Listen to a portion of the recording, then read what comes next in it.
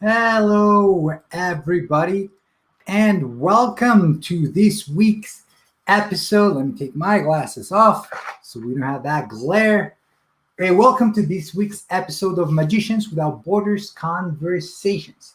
This is going to be our 27th episode, and it's going to be a mailbag episode. So remember, the last Wednesday of each month, we do a mailbag episode. What does that mean? That means that we get to answer your questions. So that's what's today about. We're going to answer your questions about our work, about anything you want to ask us. So please do send in those questions. Send us at an email that's podcast@magicianswithoutborders.com or tweet them at magicianswb so we can get to those questions and answer them at the last Wednesday of each month.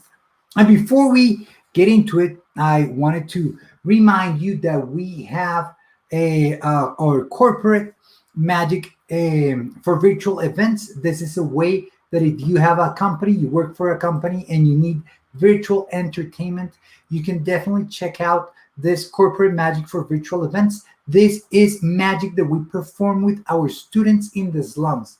So this is a great way to support them because they will be on screen doing great magic. They will be with either me or Tom, and it's going to be a great show for your peers, your co-workers. This is a show that we've done multiple times for multiple companies, and there's companies like Google or YouTube that we've been involved with, and it's a great show. We have a great time. So please do check it out, corporate.magicianswithoutborders.com. And well, today's that mailbag episode. So before we get to that, let me welcome to the show, as always, Tom. How are you, Tom? I am terrific. It's been a beautiful day here in Vermont. It's gotten a little bit warmer. We still have lots and lots of snow, but it's beautiful. And I'm very happy to be here with you from probably sunny Bogota. And probably not at the moment. Is it dark there? It's dark. It's been a little bit cold, but as I always say, not near the Vermont cold, so it's pretty warm for you guys if you were here. But I got my little tea on. It's a little bit chilly. Yeah, I got a hot beverage here myself. I also just wanted to remind people that those corporate shows that Carlos was just talking about, they're shows that we do together, Carlos and I, along with some of our magicians, our young magicians from the slums of southern Bogota.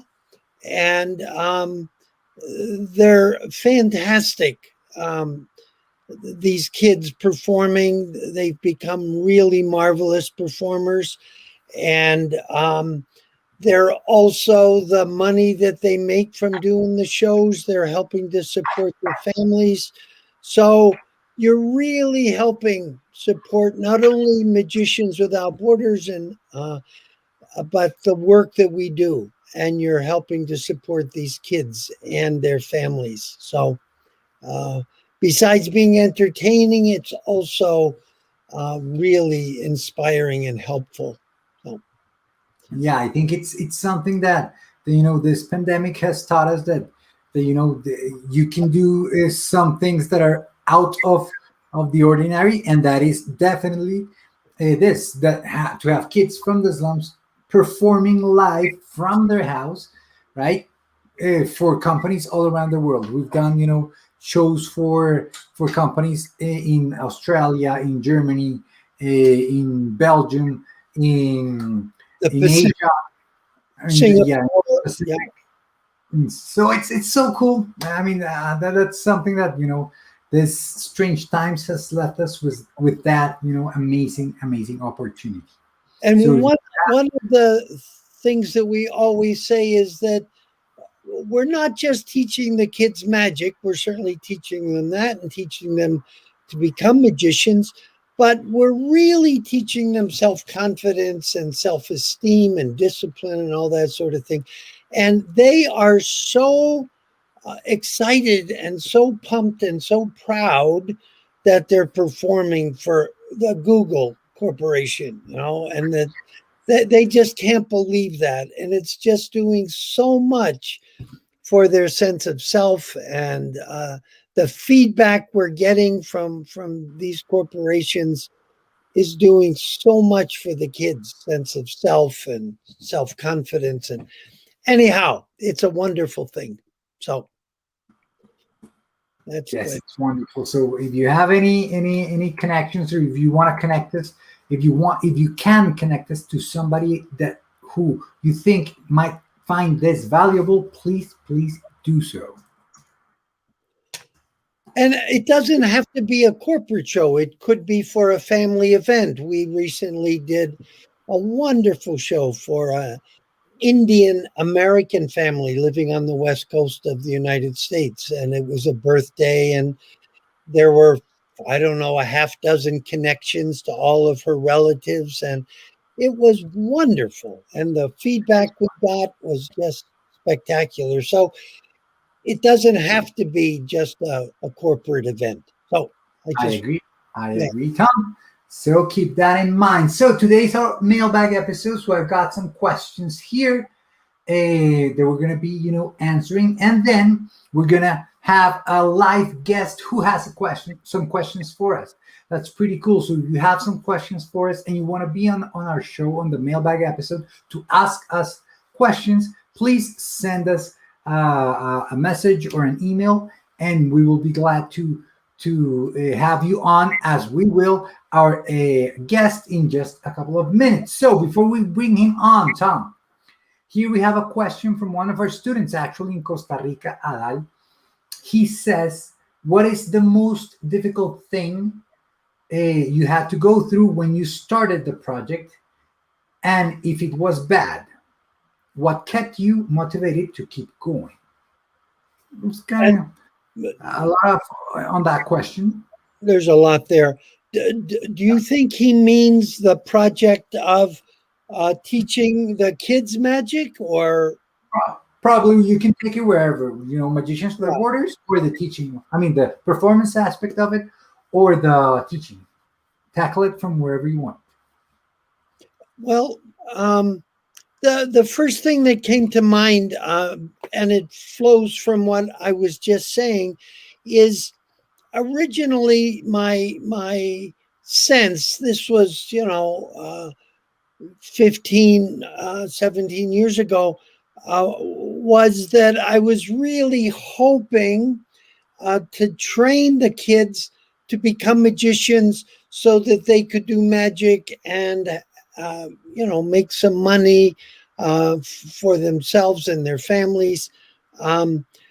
But it's hard enough, I realized, being a magician and supporting yourself in the United States, let alone in a place where we started this project in El Salvador, where there's so little economy and so people are so poor. And so we very quickly realized that this was teaching the kids, as I was just saying, confidence and self-esteem and discipline and all those kind of things.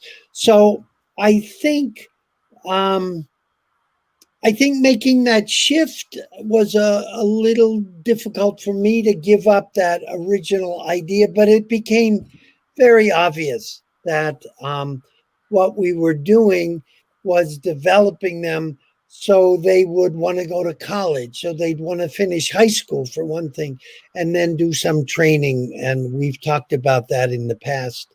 Um, but I think when I see the kids performing in these corporate shows and their enthusiasm, and then someone like Tamara in Bogota, who now is teaching her own students, it just inspires me that this is going to go on and outlive me, hopefully. And in Carlos's hands, it's just developing in wonderful ways. I hope that. I agree with you. I think that from afar, seeing it, when that shift happened, even more so deeply, it must have felt, uncomfortable. It must have felt like you're losing control, and that must be, scary, uncharted territory and all that. Yeah. But I wanna, piggyback on what you said about when you see people like Tamara or like Adal, who's answering this question, right? And one of the students in Costa Rica also, who just shared with us via a WhatsApp group that he was accepted in a university program. So Francisco has just started a university program. He shared with us the curriculum and all the classes that he's going to see. He's scared because he big class names and all that, but Wow. he's the first one of his generation, of his family, to go to higher education as well. So and he set that as a goal for himself when he was in the classes with us. So when we see stuff like that, I think that's something that keeps us motivated. Yeah. Oh, wonderful. That's great news. And he just told you that. Yeah, like in the last couple of days, he just shared that with us. It's pretty cool. And which student is it in Costa Rica? Francisco. I'm sorry, say that again. Francisco, so Oh, Fran. Francisco. Yes, I Yeah. know. Oh, that's great. I'll have to write him and Yes, congratulate please him. do. It's Fantastic. so cool. So just want to say hi to Davlavi from Montreal. How are you doing? Thank you for joining us. And if you have any questions, just type them on the chat. We'll answer them for you right here live. We have some other questions that were sent, and this was what benefits did you see for yourself and others after you started the education project? So I think we've already talked about the benefits of others, but what do you think are the benefits for you? Did you see any benefits for you, Tom? Boy, Pretty so question. many, so many. Certainly just the personal satisfaction to see someone really develop and learn a new skill and feel really good about themselves and really grow not only as a performer but as a person. Certainly that's very satisfying for me. um, I think themselves. And I'm sorry, uh, Oh, something that um, I think it that I'd really love to um, make as clear as possible to other magicians is there's so many wonderful things that you can do with your magic, you know, that can really make the world a better place. I know performing and doing shows, whether it's birthday parties or corporate or trade shows or, whatever, you're spreading a lot of joy in that. But going into a hospital and performing for a really sick child with cancer, or going into the refugee camps or starting a group like we've done in around the world with kids. It just lets you know that you can, your magic can really be used in amazing ways to make the world a better place. A better place. I agree. And we have had some more questions from Claude, for example. How can one get involved in Magicians Without Borders? We will talk about that a little bit later on the show. We've already sent you a link where you can go and find out a little bit more information. And we will talk about that in a few minutes. Before we continue, so Tom, do you, what were your expectations? Okay, we've talked about this a little bit before, but can you touch again on what were your expectations when you started? So talk about your expectations, maybe on both ends, on what were your expectations on the performance and what were your expectations on the education part of it when you started. Well, as maybe people know or don't know, I was a full-time, professor when I got at a college teaching psychology. When I got the idea to start Magicians Without Borders, and my initial expectation was to take 1 year leave of absence and to start this organization I was calling Magicians Without Borders, and then I would go back to teaching. Well, that 1 year leave of absence is now gone on for 20 years. So my original expectation was probably very different than it is now. I just wanted to, initially, we didn't have any idea of the education and empowerment. We simply were going around to refugee camps, a lot in Africa and Eastern Europe, and performing for the refugees.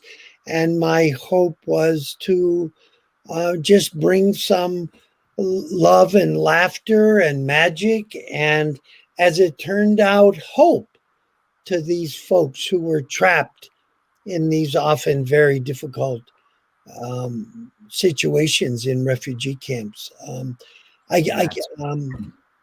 So I could say some more, but do you have anything you want to ask about No, that?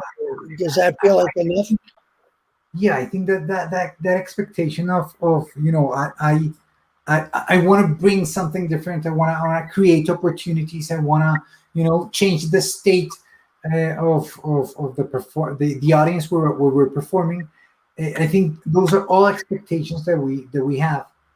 But as we've talked about, the rewards that we get are unexpected.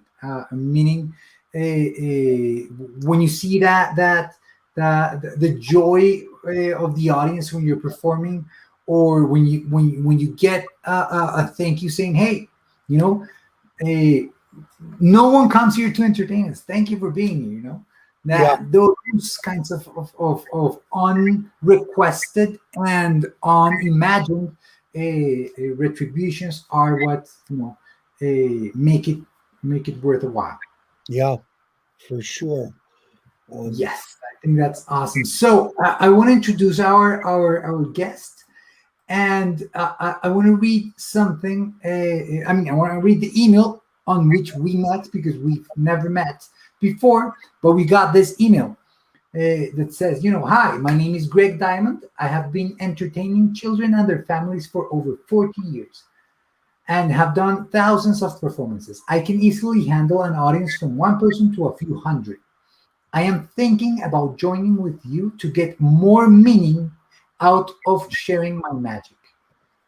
I'm located in Florida, and maybe there's some way to start something local here. We will talk about this, and please let me know if we want to talk. If we can talk." So, thank you, Greg, for sending that email, and definitely we will address this and any other questions that you have. So, we're gonna introduce Greg, who we have a picture of right here. So, Greg, how are you?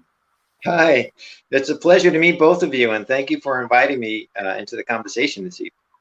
Thank you for coming. It's so great to meet you and see you, and I look My forward pleasure. to our conversation. So, Yeah, what are we looking at here? What is this? that was a long time ago, and it's a sword suspension. I believe that was we were Oh, I performing in the Waldorf Astoria in Manhattan, in New York City. uh-huh. Oh, Nice, wow. nice. So, if that was long ago, Greg, can you tell us, how long ago did you get into magic? Well, I guess I was about 11 years old, and I got a magic set. And I just started practicing and practicing while the other kids were out playing. I would stand in front of the mirror for hours and just practice these magic tricks. And there was a local magic shop, and I would save up what little money I could and put together a little show that I do for my friends and family. And when I was 14 years old, I have an aunt who knew someone that was involved with muscular dystrophy, and they were having a little event for some of the children there, and she asked if I would like to do my show. So I did. It was the first time, my first public show that I ever did was for little young kids in muscular dystrophy, and Mhm. there was a woman there who did clown shows. She was very popular at the time. She did a lot of shows, and she was getting a lot of calls for a magician. So I hooked up with her. She saw some potential, and she kind of took me under her wing and taught me the ins and outs of performing for children and their families and all that. And I stayed with her I worked for her until I was about 19. And in that time, I would say around 1,200 shows, children's shows for her. Oh. And So yeah, you and that was were how old? How old, Greg, when you started? When you hooked up with her? 14. 14. Wow, that's fantastic. That's That's a great. lot of shows. That's a very good way to start. To kickstart that magic career. And where do you perform now, or where do you usually perform? Now I'm doing local shows, children's shows. I still perform for children and their families. I love to do it. I remembered when back then that first show that I did, and I got a feeling that afterwards I thought about it, and I got a feeling that I was able to help those kids to kind of forget about everything and let them just be kids for a little while. And I still have that feeling with me, and it's that's why I'm still doing the children's shows. I love performing for the kids. Yes, I think that's the reaction that you get from kids who are into magic, and when a performance goes well, it's so full of you know of genuine astonishment and amazement and wonder, and I think that's so great to experience. Yeah, I they're think fun. I don't know whether this is still true, but uh, and I'm really hesitant to say this, but there's a certain kind of element of the magic community that I think looks down on children performers. Like that it's not the really cool magicians. They perform for trade shows or corporations or adults or whatever. But I just so don't believe that. I mean, I Yeah, just think performing for kids is very difficult, for one thing, in many ways. yeah, And you have to be, I think, as W.C. Field said, like, don't work with animals or children, because you never know what the hell they're going to do. And you have to be really fast on your feet, and they give you so much material. If you don't see it as an interruption to my damn show, I want to get on with my show, but they're giving you this stuff all the time. I don't know how do you think about that, Greg? Well, yeah, I think a lot of the things that I get from the children, the things that they say, I just I work off of it, and it just makes the show better. Their Oh, reactions, the things that they say, and it just makes it that much more fun for me. yes. And yeah, Sometimes you just have to repeat something that a child says. I mean, the classic it's, one. Do you know a magic word? And they say please or thank you. I mean, and you just have to say that, and every adult in the audience laughs. Or I learned a lot from Disney movies. That in the last 15 years or so, I think that Disney Studios realized parents are going to have to watch these movies like 5 or 8 times, So we got to put some material in there for them, And in my magic show, it's a tricky thing, but to to say things that go over top of the heads of the kids, but not belittle them or make fun of them in any way, but just something that's addressed to the parents in the back of the room can be a fun kind of thing. I do that all the time. You have to think about doing a friendly and a fun way towards performing towards the children. Like, um, a lot of magicians that do shows, they'll use a breakaway wand. So they'll Right. have a magic wand, and when they hand it to the child, it falls apart, and that's supposed to be Yeah. funny. But I don't do it that way. I kind of make the jokes towards myself. If I have a child up and they're helping me, I say, we need a magic wand. I have a magic wand that's a portable one, and it folds up, and I take it out of my pocket, and it's already drooping. And I say, this is, hey, I have to wave it, and then I hand it to them, and they have to wave it that way. So it's not kind of making fun or belittling the child. They're having fun with me because it's my wand, and it's a funny looking wand, and that kind of thing. So you kind Yeah. of have to be careful the way you treat the children. Oh, it's so important. So important. Yeah. I love So that idea. That's really terrific. Um, I thought you were going to say something like, "Oh, that's my broken wand. I'm sorry I gave it to you," or something. I don't know. But to own it yourself rather than, Yeah. here, give me your hand. No, the clean one. Those kind of jokes that magicians use, I think are terrible myself.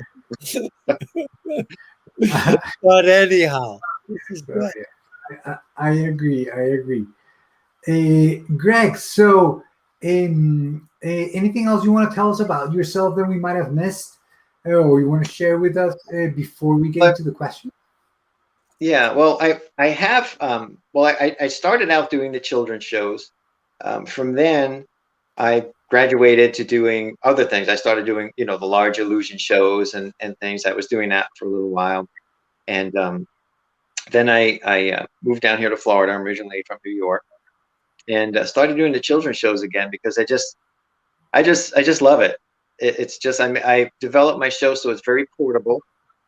I can do it pretty much anywhere and anytime for almost any amount of people, and that just came with after doing it so many times. I kind of honed in on what works, what doesn't, and made it very portable. So it's available to anyone, just anywhere. Yeah.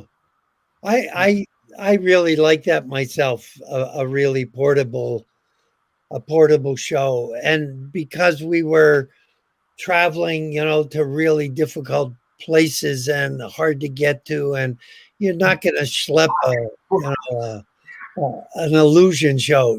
Hopefully it can fit in a suitcase, whatever you're doing, and just make it as big and as theatrical as possible. And Well, one of the things is the more I believe that the more experience you get, um, it's really not what you do, it's how you do it. And as long as you're entertaining, you yeah, don't have to have, pull out a giant illusion and saw someone in half or something. You can entertain a crowd with, just some sponge balls or a deck of cards or something like that, and they can have the same amount of fun. And I think uh, when people think there's a good magician, they don't really don't remember him by, well, that one big trick was good. They remember you more by, you know what, that was fun. I had a good time.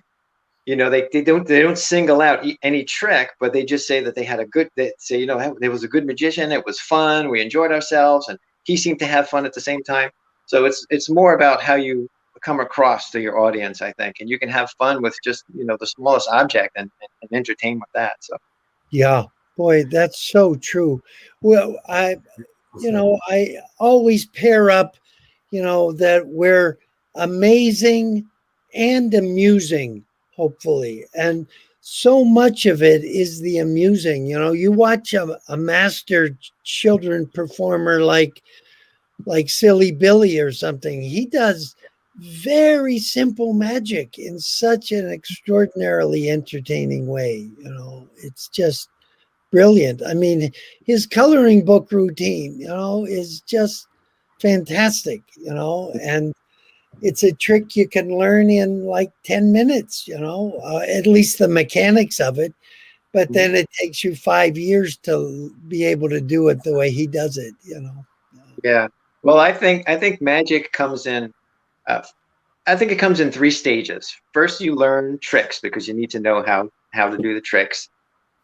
So you learn tricks in the beginning, and then as you get more experience, you turn the tricks into magic. So you're more performing magic instead of tricks. And then as you get a little more experience, you become an entertainer. So Yeah. you're entertaining with your magic. So I think those are the three steps. And it's just a matter of, we all start at the same place. We have to learn the tricks first. And actually, that's a question that I have for you, if you don't mind me asking. Go ahead. Go When ahead. you were, Could I ask yeah, you something first, Greg? absolutely. What about that? Please hang on to your question, but I think that middle stage that you talked about, what's your sense of that? I mean, that to me is really, really important. How do you change a trick into magic? To magic. Well, a trick is more of you trying to fool the spectator. Okay. You're like, I fooled you. I have the upper hand. I kind of fooled you.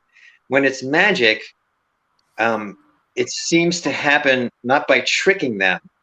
It just magical things seem to happen, and you're just as surprised as they are, even though you're performing the trick. And so it kind of turns a little more into magic and not just something that you're just trying to fool somebody with.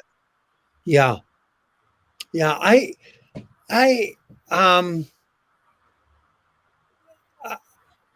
do a little routine that is in honor of Madame Curie. And I talk about her, and I mean, she may have been one of the most important people in the 20th century in many ways. And she's the only person who's ever won the Nobel Prize twice in two completely different fields, physics and chemistry. And so I do this card trick, and I talk a little bit about her, and I bring a young woman up about, like ideally about a 13, 14-year-old girl. And I have her pick a card, and I have a card box, and I have a sheet of clear plastic inside of it. And you probably know this trick. And I just say, we're going to imagine that this is Madame Curie's X-ray machine. And I put the clear X-ray film in there, and I close it, and I put it on the top of her hand, and her card is in her hand. And she puts her other hand over top of it. I put the X-ray machine on top. So I fool around. I expose the film with a flashlight and everything, and I open it up, and there are two hands, bony hands, with her playing card in the middle of it. Okay, that's the trick somehow, and it's a very simple trick. But I have an envelope with Madame Curie's picture on it. And I take that x-ray and I put it in it and I close the envelope and I hand it to her, and I say, may you, I want to give you this so you'll remember, not this trick, but remember what a bright and beautiful young woman you are, and that you're going to do amazing things with your life, like Madam. And there is an in the audience at that moment, and that's what they remember. They don't necessarily remember the x-ray. I mean, that's kind of cool, whatever, but it becomes magic somehow when she becomes maybe Madame Curie or whatever, you know what I mean? Is that a sense of what you mean? Yeah, it is. And what you were doing, you said that it's just the trick part of it, but it's also storytelling. You have to be a good storyteller, and that trick, that magic that you're doing, is wrapped in a wonderful story, and people remember that. They remember the story and how much fun they had and how interesting it was, and the magic just kind of accentuates that a little bit. Yeah, and that's another example. There are parts of that story that are for the adults, that she traveled around with this portable x-ray machine and went to every single battle in World War I, and is credited with saving 10,000 lives, with her x-ray machine. Anyhow, that's so important, and I think I really learned that from people like Bob Neal and Eugene Berger, and to turn our tricks into magic, No, I agree. That's Very so important. such a nice take on it. And I think that's one of the hardest things, to transition from tricks to magic. And there's a lot of people that know tricks, but very few magicians. So that's, I think that's hard to do. So, Greg, how about we answer some of your questions? But yes, actually, I do have a question for you. When you are teaching your students, is there a set program that you go by as far as, we're learning this trick, then that trick, then the next one, and along the way you teach them how to perform and things like that? There are a lot of other things that go along with it. But do you have a certain set that you teach, or is it up to the magician to teach whatever the student wants to learn? If they want to learn, cards or coins or sponge balls or something like that, or is it is it a set thing that you go by? Got it. So, Tom, how about you answer how you first did it, and then I answer how we are trying to do it. Yeah. I have an idea in my mind about how I like to teach a brand new student, and first of all, the very first trick I might teach them is something that I want it to be something they can learn very fast. It's simple and it's kind of cool at the same time. And that might be something like the simple jumping rubber band, like they can learn that. Most people can learn that in a couple of minutes, and they're amazed the first time it jumps over there, and it gives them a sense of satisfaction that this magic maybe is not as difficult to learn as I imagined it might be. And then the next thing I might do is a ball and vase. And the reason I'll use the ball and vase is because there's a self-working piece to it, utilizing the shell. And so they can do that. But then you can take that ball and teach all kinds of sleights. You can teach a French drop and then turn that self-working trick into a prop that you can do amazing magic with, and the ball can come out the bottom of the vase and it can change colors. Or you can take this trick that costs, $2.50, and turn it into an amazing thing. And we just start building like that. And the same with cards. We'll start with something, a self-working trick, and then work up to sleights, whatever. Maybe the first one might be a force or a double lift or something, but I've worked out a curriculum for about 6 months, Oh, but Carlos, maybe you could say how you worked with, say, Jacques in South Africa. Would that be an example? Or Yeah. So to answer your question, Greg, I think we have a little bit of both. We do have a set like curriculum that we have set. We have 3 curriculums. We got a curriculum for 32 sessions. We have a curriculum for a 6-month, and we have just for a 40-hour, intensive kind of thing. But we want to present that as a suggestion to the magic teacher. So I just shared on the chat there a link on how to start a Magicians Without Borders education chapter. That's a link that we have.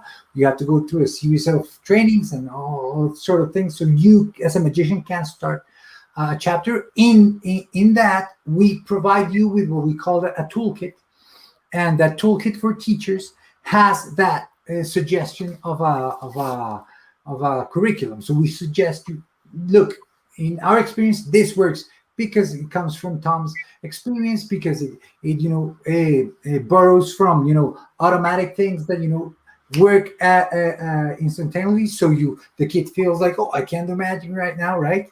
And they don't get discouraged because the sleight of hand is very hard to get at the beginning. And we have some of that structured out. But in our experience, we always go and teach magic somewhere where the kids are seeing magic for the first time, when they see us. So they're not familiar with magic. They're not kids that are, that want to learn magic because they, saw a magician and got a magic kit and want to start learning. They're usually kids in rough situation, at-risk youth in the slums of big cities. So they're not familiar with magic. They might have seen it on TV or now on YouTube, but they're not necessarily inclined into magic. okay. But once we start, we get them for a long time, which is our purpose. We have long-term education programs. When we have them for a long time, then we start, trying to figure out which way they want to go, right? Some kids want to be, cards, and so we train them more in card stuff. Some kids want to do more parlor stuff, so they get parlor stuff. And I remember there's one guy who loves semi-automatic card tricks, so I had to learn a bunch of semi-automatic card tricks. So he loves those. So we kind of leave it up to the local head magician, but we do provide them with our suggestion. Yeah, with a kind of an outline, I guess. Yeah. Yeah. Mm-hmm. Well, great. So I want to get Greg into your first email, because you said that you were thinking about joining us or getting in touch with us to get more meaning out of sharing my magic. So that was a quote from your email. So I wanted to dive a little bit more into that. Why did you use that sentence? Because I think it's wonderful, right? To find more meaning on sharing your magic. So where are you at with that? What do you mean? Well, you can do so many shows, and they're fun and they're entertaining, and the kids love it and everything. But I think I'm at the point now where I'd like to I want to share a little more and do a little more to help the kids rather than just entertaining them. And I think that's important. And it's for me remembering from the first show that I did on the effect that I had on the kids, and now I'm at that point where I'd like to do something a little more that would help the kids, help the kids along, and give them. What do you imagine? What do you imagine that might look like, or what would you do, or how would you do it? I'd love to have this conversation. Yeah.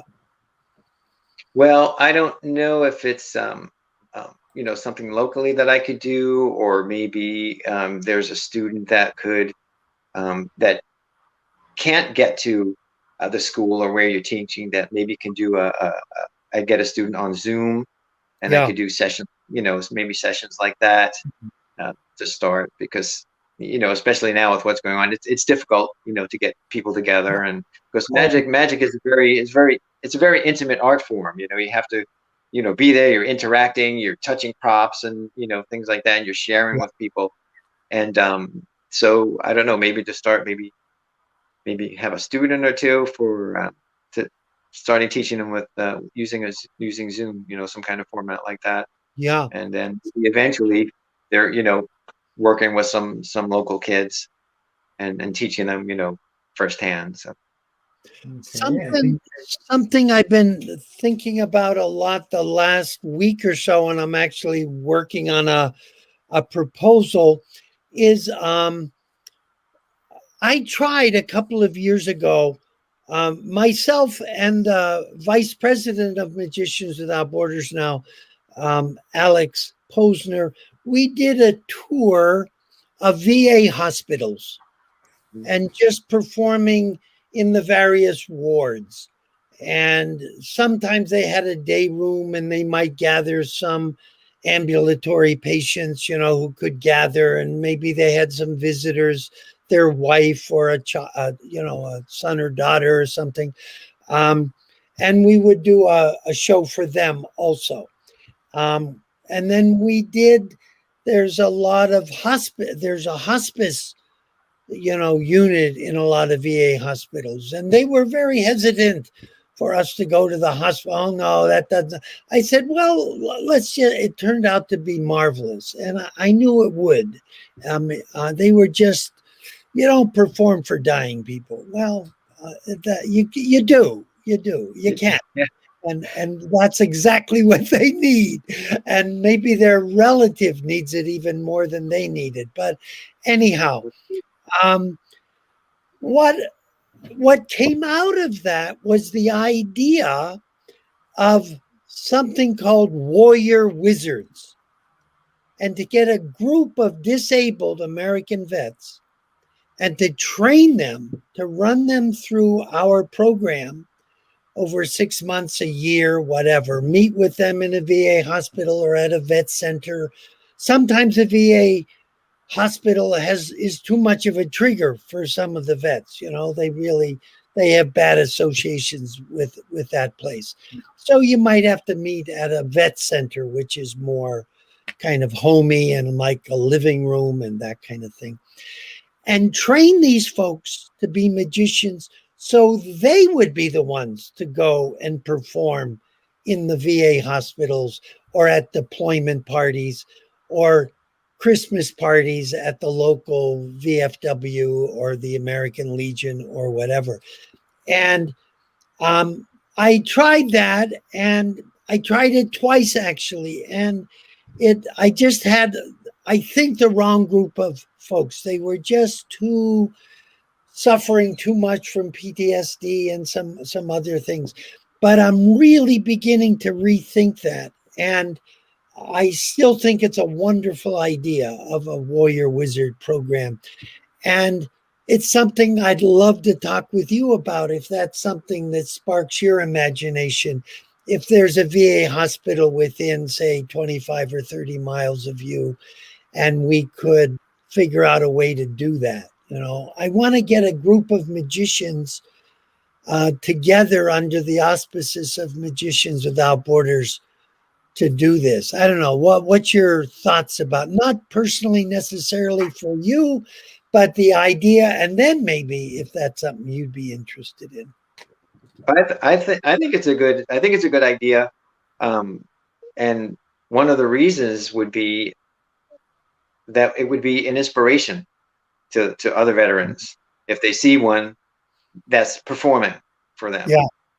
And it'd be them inspired, like, I can do things too. I could do a lot of things, a lot of things you could do.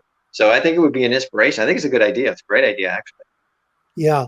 And I was wondering, I was thinking that a lot of the vets, I think in some ways, I mean, it's a little bit of a cliche, but one of the most exciting times in their life was when they were in combat in Afghanistan. And then they came home and got a goddamn job in the hardware store or something. I mean, they were out there serving their country in danger, with buddies, and they had a sense of camaraderie it's what keeps them going to the VFW post. And unfortunately, they become alcoholics in the process.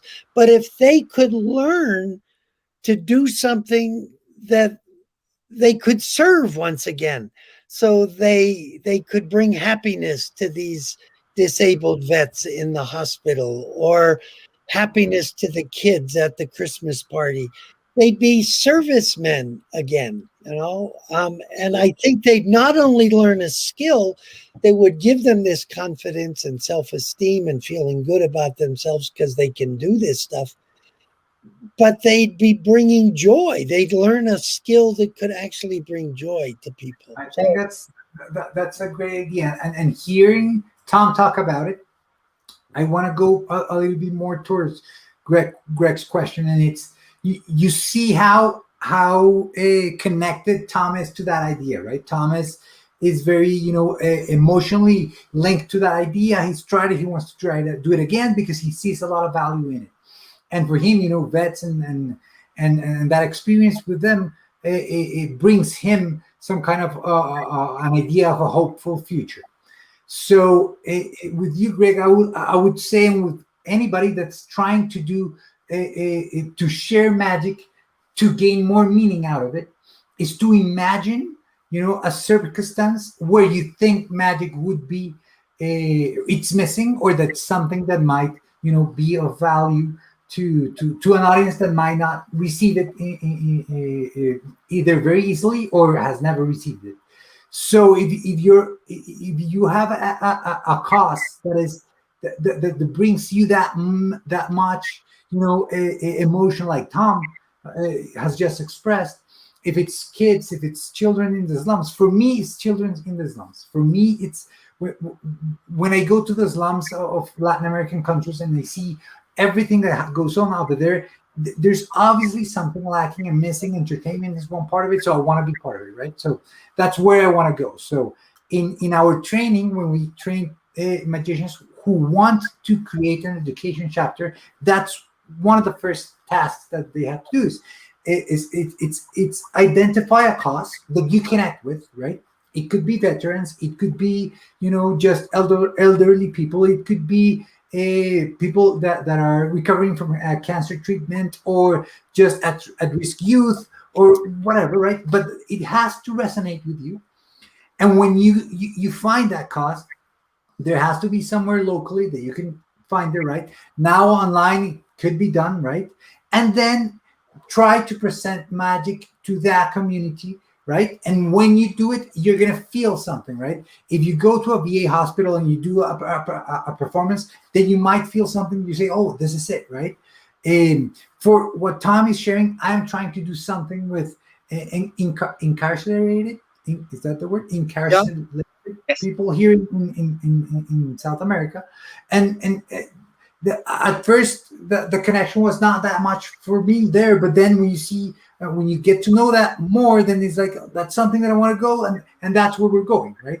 Because that's something that is moving me towards that there, right? And a teaching program or a performance program, it's suitable for anywhere, but that's where you need to start. Like, find a cause that you're drawn to, and then present magic to them. In our training, we go through it, right? I just sent a link on the chat. If anyone that's hearing on how to get involved, right? There was a question from Claude Wyatt. That's a way that you can get involved. You can get involved by starting a chapter. You have to go to the training and figure out if that's something that you would like to do. And that's one of the first steps, finding a cause. But you can do this, by yourself. Like, try to find a cause and then try to get connected with that cause, right? I think that would be one of the first steps. I hope we answered your question, Greg. Any other questions you have for us? Yes. I think you pretty much answered just about everything. Yeah. Thank you for that. I think the idea of thinking of just what Carlos said, thinking of a population that somehow touches your heart, and you might not even know that until maybe you contact the social worker at a local prison and just say, I'd like to come and do a show for population, and then maybe talk to that worker if that's something that really touches you. What an amazing place to set up a Magicians Without Borders program inside of a prison. They're literally a captive audience. I mean, and they're probably going to be there for a year. And what a wonderful gift to give those guys, that they could leave and come home and do magic for their kids or their family or their community, or I don't know. Or in Florida, there's lots more, so maybe in southern Florida, lots of groups of refugees, Haitian refugees, Cuban, all kinds of refugees from other countries, drug treatment centers. I've gone and just performed for folks in drug treatment centers, put on a show for lots of places where you can use your magic to bring some joy and happiness and laughter to folks who are having a tough time. Yeah, there are also a lot of homeless people also, and Homeless a lot people. of them they're very they feel hopeless, like they don't belong, that kind of thing. And I don't know how. That you said homeless people. I just remember a performance I did in a city in Medellin, here in Colombia. I guess you call it soup kitchens in the U.S. So it's a place where they give out food, and it was lunchtime. I went there and said, "Hey, how about we do a performance right after lunch?" And they're like, I don't think they would like it. They were hesitant, right? And I was just like, let me try, right? And of course, there's a line. People get in, Yeah, they're eating, and as soon as they start eating, I just jump on top of a table, do some impromptu magic, right? And the show goes well, so, no stage, no sound, whatever. But I remember one guy, as he was leaving, he shouted out, I just came for the food. Just tell me tomorrow there's more magic. I will come for the food and the magic." So yeah, find a cause, find a cause, and approach it with magic. Maybe something will spark in you. And Greg, let's continue this conversation via email. Maybe there's something that we can do together, and we'll figure out ways that we can bring more meaning into sharing magic. great. Thank you very much. I would very much love to stay in touch and figure out Absolutely. what other way. I mean, we've thrown out a whole bunch of things, but it might be something completely different, and you brought up, the pandemic, and, it kind of restricts us in some ways right now. But I think things are going to start opening up, and we can start planning now for 3 months, 6 months down the line, That's right. Absolutely. That's right. Yeah, I'd love to do something. It sounds very interesting and like a lot of fun. And Thank you so much. Magic's a meeting.